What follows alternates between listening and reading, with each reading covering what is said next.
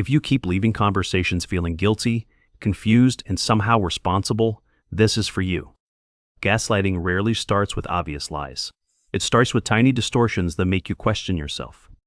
Not all at once, not loud, not dramatic, just slow enough to slip past your alarms. By the end, you are not arguing about facts anymore. You are arguing with your own mind. And that is exactly why this kind of manipulation is so dangerous. It does not just hurt you. It quietly trains you to distrust yourself. If that has been happening, you are not weak, dramatic, or impossible to please. You may have been adapting to a pattern designed to keep you off balance. Maybe it was a partner who kept rewriting arguments after they happened. Maybe it was a parent who acted wounded whenever you remembered things differently. Maybe it was a boss who denied saying something you clearly heard. Maybe it was a friend who smiled warmly, then made you doubt your instincts. However it looked, the effect was the same. You started over explaining reality.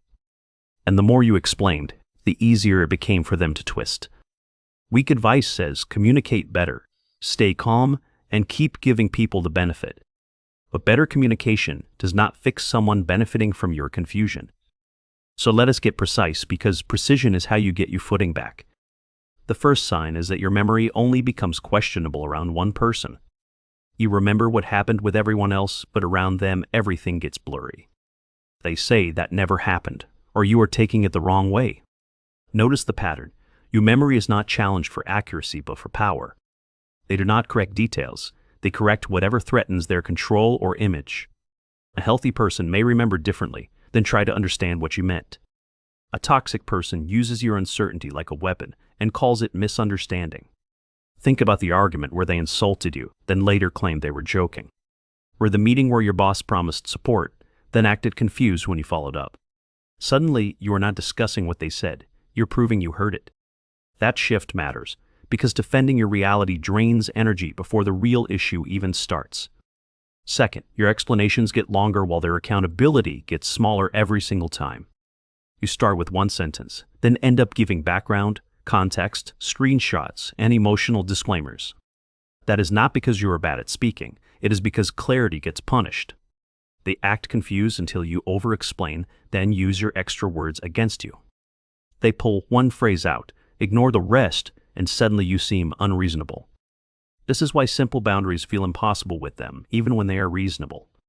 You say, "I am not available tonight," and somehow end up defending your entire character.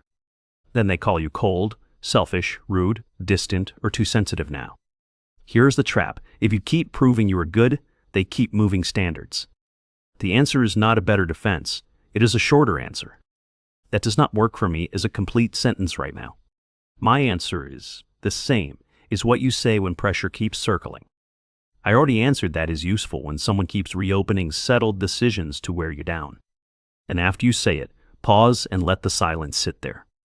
Do not rescue the silence just because they are uncomfortable with your limit. Third, you keep getting blamed for reactions to things you did not do. They lie, snap, withhold, humiliate, or disappear, then focus on your tone. Suddenly the problem is not their behavior.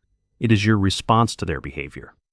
This is one of the cleanest signs of slow gaslighting because it scrambles cause and effect. They create the fire, then interrogate you about smoke in the room. A parent invades your privacy, and when you object, they call you disrespectful. A coworker undermines you privately, then tells others you are hard to work with. A partner disappears for hours after conflict, then says your anxiety is exhausting. Hear what that really means. They want freedom from consequences, not peace. Healthy people may dislike your reaction, but they still examine their part. Toxic people treat your reaction as the whole case because their behavior cannot survive scrutiny. Fourth, their version of concern leaves you feeling exposed instead of supported. They ask gentle-sounding questions, but the conversation somehow becomes a data collection mission. They want details about your stress, your plans, your money, your relationships, your weakness. Later, those details come back shaped into pressure, gossip, judgment, or leverage. Fake concern is often information gathering wearing a soft voice and smile. That friend who always asks intimate questions may not be deeply caring. They may be measuring where to poke, what to repeat, and what to use. That relative who says they're just worried about you may want access. Access to your decisions, your emotions, your schedule, and your private reasoning. When you stop giving details, watch how quickly concern turns into irritation. Because what looked like care was often access wearing the costume of care. You do not owe a full emotional report to everyone asking personal questions. I am handling it is enough when someone wants details they have not earned. I am not discussing that is enough too when the curiosity feels invasive. You can redirect without defending yourself, and that is a real skill. Fifth, every time you get stronger, they suddenly get more offended. You stop answering midnight texts and now you are arrogant to them. You say no to a family demand and now you are selfish. You stop sharing private struggles and now you have changed somehow completely. Listen closely when someone says, "You changed" after you set a limit. Sometimes it means they miss closeness, and healthy people can say that directly. But in toxic dynamics, you changed often means you stopped being easy to use. Their anger may look like passion, but often it is lost control. Their guilt trips may sound emotional, but often they are protests against limits. Their silent treatment may look like distance, but often it is punishment. And smear campaigns usually start when private control fails and public image becomes the backup plan. That is why the backlash feels so personal to your nervous system. You think they are upset because you hurt them somehow this time. But many times they are upset because they cannot move you the old way. Here is the deeper part most people miss about slow gaslighting entirely. Slow gaslighting does not always come from a mastermind trying to dominate. Sometimes it comes from emotional immaturity, avoidance, shame, or panic around accountability. That matters, because not every difficult person is calculating, and not every conflict is abuse. But intent does not erase impact, and confusion is still confusion for you. If someone repeatedly leaves you doubting reality, the pattern deserves attention now. And if confrontation makes things worse, strategy matters more than emotional honesty. You do not have to announce every insight you have about them. Sometimes the smartest move is to stop feeding the pattern quietly first. Say less when they bait you into long explanations that only become ammunition. Keep your tone flat when they try to drag you into emotional theater. Do not soften your no, just because they perform disappointment for you. Hold eye contact briefly, then stop arguing with faces that want your surrender. You are not required to make your boundary feel good for them. A boundary is not controlling someone else, it is defining your participation. The control says, "You cannot do that around me ever again here now." A boundary says, "If you do that, I will leave, end, or reduce access." That difference matters, especially if toxic people taught you every limit was cruelty. They benefited from your openness, so your self-protection now looks harsh to them. But protecting your peace is not aggression, no matter who dislikes it. It is what grown self-respect sounds like when it finally stops apologizing. Let us make this real with something common you probably know well. Your boss texts at 10 at night asking for a quick update.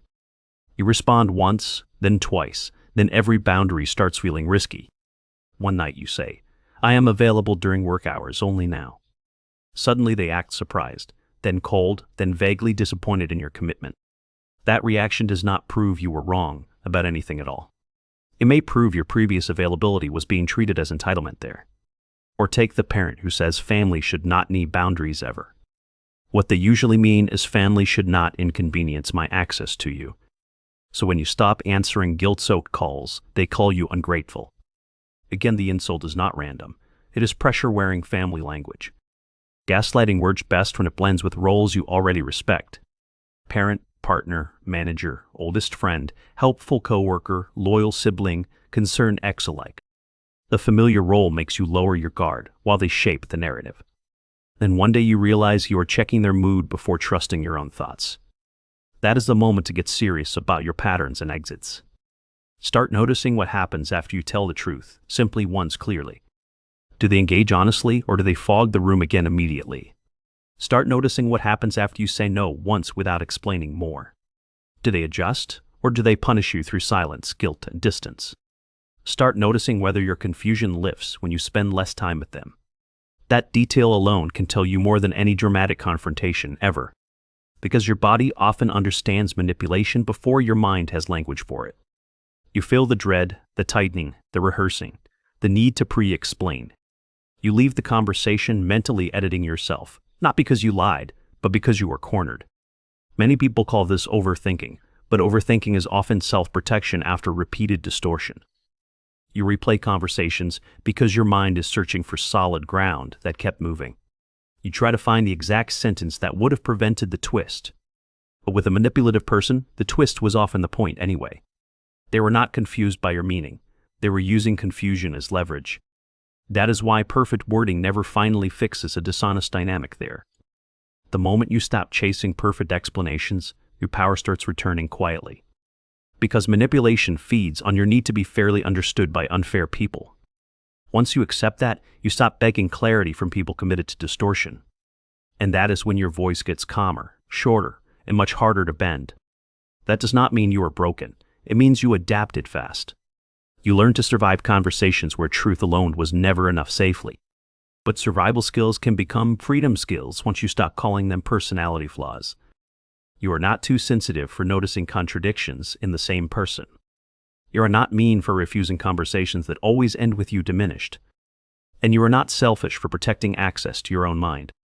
The strongest shift is not proving them wrong anymore to anyone else. It is noticing the pattern earlier and trusting yourself faster next time. It is saying, "We are not doing this," before the fog gets thicker. It is leaving the conversation before your reality gets negotiated down again. It is understanding that clarity without boundaries only creates better material for manipulators. So if any of these signs hit hard, start small and start clean. Pick one phrase you will use this week and keep it simple. Say "that does not work for me" and stop there this time. Or say "I am not discussing this" and let your calm do the work. Or say "my answer is the same" without adding another paragraph afterward. Then watch who respects it, who pushes it, and who tries to punish it. That will tell you more about the relationship than any apology speech ever could. If this script put words to something you have been living, say so. And if you are done explaining your reality to people committed to distorting it, stay here. Protecting your peace is not cold, it is clear adult self-respect. And the people threatened by that were never confused about your value, only your limits.